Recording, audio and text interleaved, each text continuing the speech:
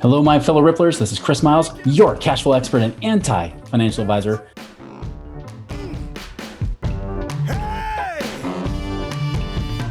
Guys, I'm looking for a wonderful show that's for you and about you. Those who work so hard for your money and you're ready for your money to start working harder for you now.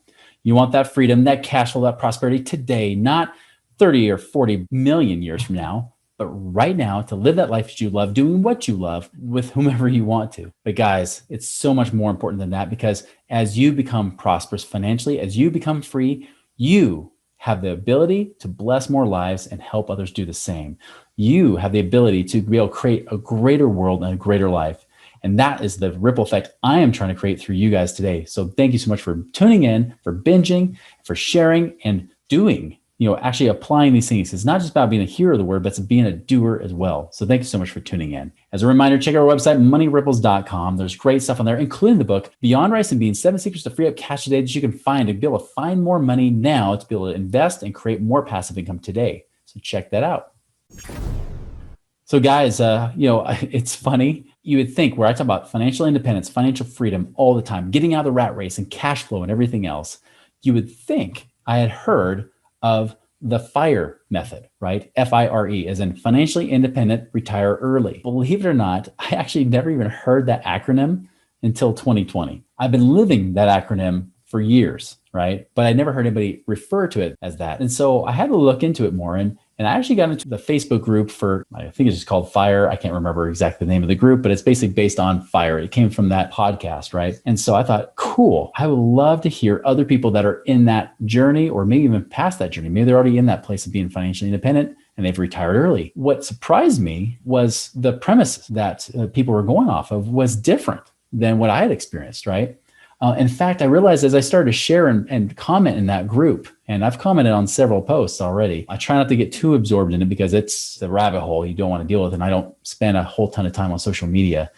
But man, there's a lot of myths around this. And so I want to address that as, where is the FIRE method, specifically with where it's become popularized, right? If that's even a word, where is it falling short? Because there's a big gap, because these people are trying to get there, but they're realizing that some things don't always add up. And I realized that my voice, even talking about alternative things like real estate, oh my goodness. Whew. Some people get really triggered by saying, hey, I invest in real estate. They're like, oh, don't tell me you invest in real estate. Yeah, I do, which is why I actually qualify to talk about FIRE. So guys, here's what I'm going to talk about, because I know that many of you guys might be falling off the same premise, because financial advisors go off of this premise too. Here's the premise. And this is the premise I used to believe as a financial advisor back in the day.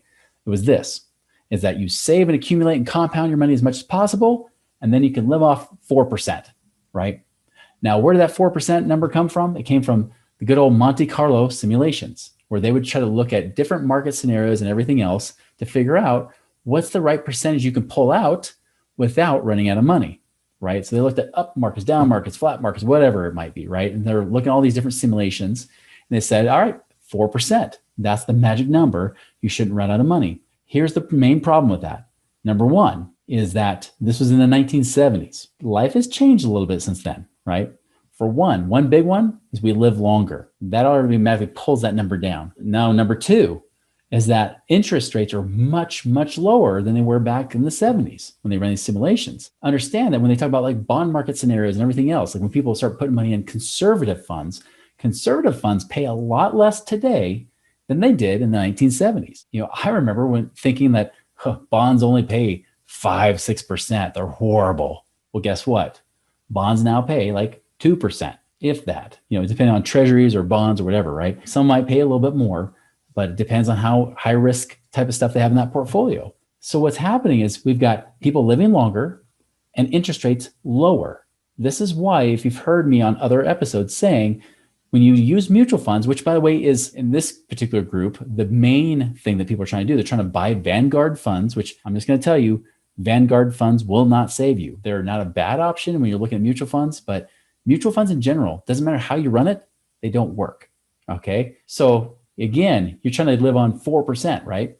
And it doesn't work, because you can't live on 4%. You're really looking at more like 2-3% max. What that means is you've got whatever you want to have as monthly income, right? Or annual income, we'll say, whatever you want on annual income, you got to have at least 30 to 50 times that number. So if you want to live on 100,000 a year, you've got to have at least $3 to $5 million today in an account paying those returns. So you've got to get it up to $4 to $5 million.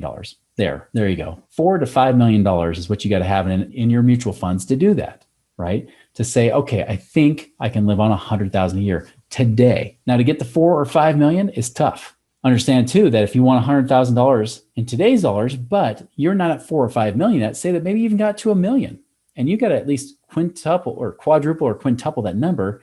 Say it's going to take another 10, 15 plus years. Well, now you got to double that number because inflation, right? And inflation, if you look at real rates of inflation, I'm being conservative here.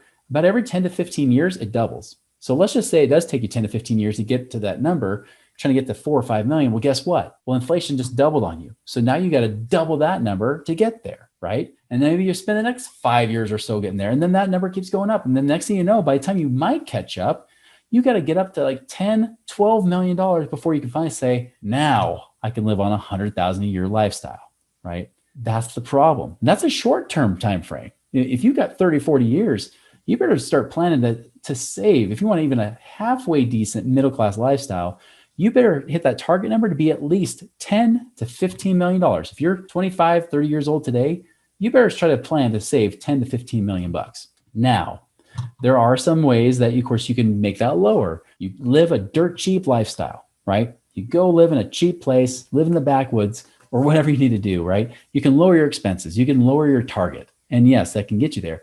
I would just question, are you sure that's the number you want to go for? Because I'm just telling you from experience that I never thought that today, even in my life, right? And now granted, we don't have like this we don't have a super glamorous life, even though we have a free life. It's not super glamorous, but we're also not super cheap either, right? But we would still need about $15,000 a month in our case, just to break even. Now we got 8 kids. That's a big part of it, right? But even then, like that's us not spending a whole lot. That's us not having really a whole lot of debt other than like mortgages, right? And a few car loans in which we just leverage because it's dirt cheap interest and we can invest that money and make more money elsewhere. Other than that, we're debt free. So understand that when you're trying to use these numbers, it's going to throw you off. So people that I see, they're saying, I'm just trying to get to this number because I can live on 4%. Problem is you got a moving target because of inflation. It's really like a Dalmatian chasing a fire truck. It's just chasing after it, barking at it. And that's what you do. You're in the rat race. You're constantly chasing after this number, but you never quite get there. You can't really do it well. So the two main problems I see are this is one, that 4% rule is broken. Do not use the 4% rule if you're trying to predict what you need. Understand what the cash flow is you need, because if you're trying to go off mutual funds, and that's the second problem is mutual funds. 4% rule and mutual funds do not mix well together. They don't get you there. You'd have to go more with a 2% rule with mutual funds to be safe. And again, you got to factor in for inflation, right? Guys, this is tough. To have 50 times the amount of money you want to pull out per year is not an easy target to hit, right? Now you could do on less, but you're now risking losing that money or risking not having enough, outliving your money. That is definitely a very real possibility. So now you're probably gonna be like, what the heck is the answer? Well, this is part 1, right? I want to identify the scenario to help you understand that these numbers don't work. I welcome you to use a calculator, use a future value calculator. I just go to calculator.net. I use an interest calculator and figure it out, figure out what you need. You could put in inflation numbers. By the way, I would put in inflation numbers. When you're putting those numbers in, put in 5%, put in something like that for inflation. I mean, really 5% means you only double every 14 years. You have to double that lifestyle. That's a pretty conservative number, in my opinion, based on real life, but try that. Go for a decent number, put in 5%. If you're trying to use mutual funds, you better not put in more than 7% a year, because the truth is that you're not, even with a Vanguard fund, you're not likely to get a real average return. And when I say real, I mean an actual yield, right? Because average returns and actual returns are not the same thing. Remember that if you lose 50% on a mutual fund, but then the next year you gain 100%, even though you went right back to zero because you lost half and then doubled it, so you're back to where you started, minus the fees that came out, you'll average a 25% rate of return, because minus 50 plus 100 gives you 50, divided by 2 years is 25% a year. This is why averages look awesome in comparison to the reality. This is why people say, hey, the market's average, I remember especially up until the last few years. Last few years, people have kind of ignored it now. But around 2016, 17, 18, people would say, it says my funds average 5, 10% a year, but my money's the same as it was back then. It's because average and actual aren't the same. When you have a negative number, it throws off the actual and the average numbers to be separate. The actual yield of the stock markets has been between about 7 to 8% or so, depending on the day, especially over long term. If you're looking like 25, 30 years, you're looking closer to more like about 7 to 8% return before taxes, before fees and everything else. So even if you get a Vanguard fund that goes in the S&P 500, maybe even gets 8%, even after you got the fees taken out, maybe you're left with 7 point something percent. Great. Say it's even 7.75, right? The problem is that number, you start putting that in with the 5% inflation, you'll find out it's going to be a lot harder to live off that if you're trying to live on the 2% rule. So, or even 3% rule. Even if we give it to you, it's going to be really hard. And you're going to realize you probably can't save enough to hit that number. So I'm going to talk about how to apply the FIRE method using what strategies I talk about with my clients in this next episode. But I want you to understand that it's virtually impossible to retire free on mutual funds, and especially when 4% rule is obsolete, it's off the table, it doesn't work anymore. That's so 20 years ago, guys. That does not work anymore. That's old information that people are using. It's not good. Guys, there is answers and there is hope, but you got to know where to look and how to look. So that's what we'll say in the next episode. So stay tuned, because next week you're going to find out the answers. So we'll see you then, guys. Make it a wonderful week. We'll see you. Visit us online at moneyripples.com.